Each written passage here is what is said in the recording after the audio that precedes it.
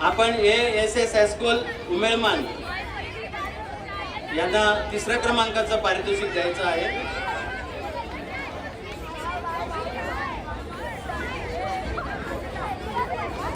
चला लवकर लवकर करा.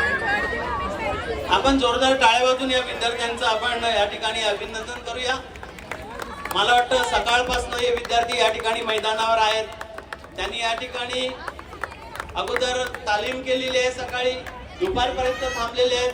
संध्याकाळी आपल्यासमोर सुंदर असं संचलन त्यांनी आपल्याला दाखवलेलं आहे. अनेक दिवसापासूनची त्यांची मेहनत आहे. आपण टाळ्या वाजून त्यांचं अभिनंदन करूया.